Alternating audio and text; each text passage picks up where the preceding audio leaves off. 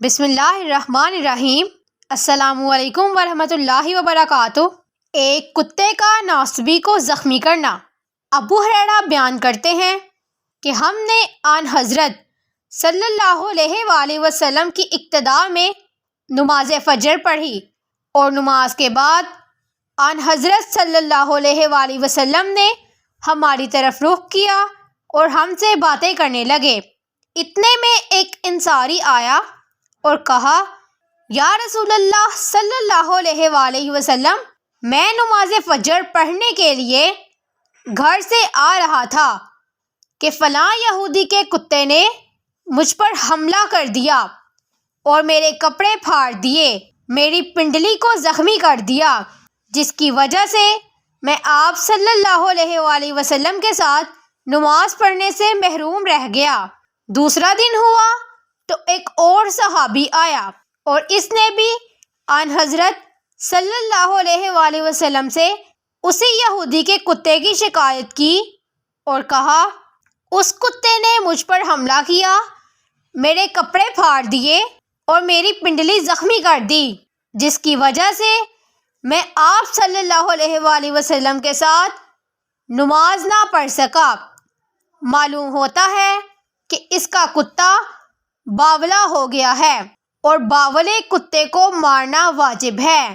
یہ سن کر رسول اللہ صلی اللہ علیہ وآلہ وسلم اس یہودی کے گھر کی طرف روانہ ہوئے اور ہم بھی آپ صلی اللہ علیہ وآلہ وسلم کے ساتھ چل پڑے۔ جب آپ صلی اللہ علیہ وآلہ وسلم وہاں پہنچے تو انس نے اس کے دروازے پر دستک دی اور کہا، رسول خدا صلی اللہ علیہ وآلہ وسلم تیرے دروازہ پر آئے ہیں۔ یہودی نے فوراً دروازہ کھولا اور آن حضرت صلی اللہ علیہ وآلہ وسلم سے کہا، اے ابو القاسم، اگر آپ کو میری ضرورت تھی تو کسی کو بھیج کر مجھے طلب کر لیا ہوتا۔ آپ صلی اللہ علیہ وآلہ وسلم نے خود آنے کی زحمت کیوں فرمائی؟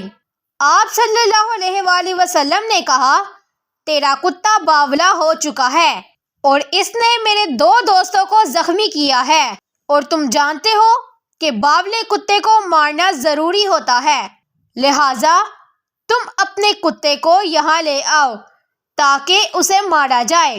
یہودی اپنے گھر گیا، کچھ دیر بعد کتے کے گلے میں رسی ڈالے ہوئے لے آیا۔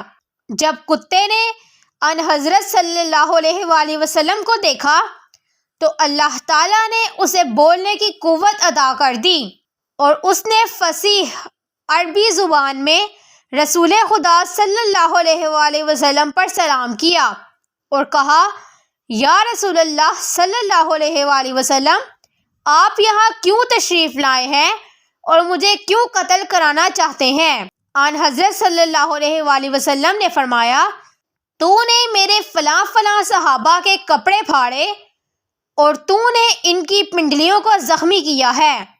کتے نے کہا، یا رسول اللہ صلی اللہ علیہ وآلہ وسلم، جن افراد کا آپ نے نام لیا ہے وہ دونوں منافق ہیں اور وہ دونوں آپ کے ابن عم علی ابن ابی طالب علیہ السلام سے دشمنی رکھتے ہیں، اور جب یہاں سے گزرتے ہیں تو وہ مولا علی علیہ السلام کی تنقید کرتے ہوئے گزرتے ہیں، اس لیے مجھے ان پر غصہ آ گیا اور میں نے ان پر حملہ کر کے انہیں زخمی کر دیا۔ جب رسول اللہ صلی اللہ علیہ وآلہ وسلم نے کتے کی گفتگو سنی تو اس کے مالک سے فرمایا، اس کتے سے اچھا سلوک کرنا۔ پھر آپ صلی اللہ علیہ وآلہ وسلم واپس ہونے لگے تو یہودی آپ صلی اللہ علیہ وآلہ وسلم کے قدموں پر گر پڑا اور کہا، یا رسول اللہ صلی اللہ علیہ وآلہ وسلم، میں اس کتے سے گرا ہوا نہیں ہوں، میرا کتا آپ صلی اللہ علیہ وآلہ وسلم کو رسول کہتا ہے تو میں آپ صلی اللہ علیہ وآلہ وسلم کا انکار کیوں کروں؟ لہٰذا میں بھی مسلمان ہوتا ہوں اور اللہ کی توحید، آپ صلی اللہ علیہ وآلہ وسلم کی رسالت اور علی ابن ابی طالب علیہ السلام کی ولایت کی گواہی دیتا ہوں۔ اس کے بعد یہودی اپنے کنبے سمیت مسلمان ہو گیا۔ کتاب عیون المعجزات شیخ حسین بن وہاب، صفحہ 31 تا 34۔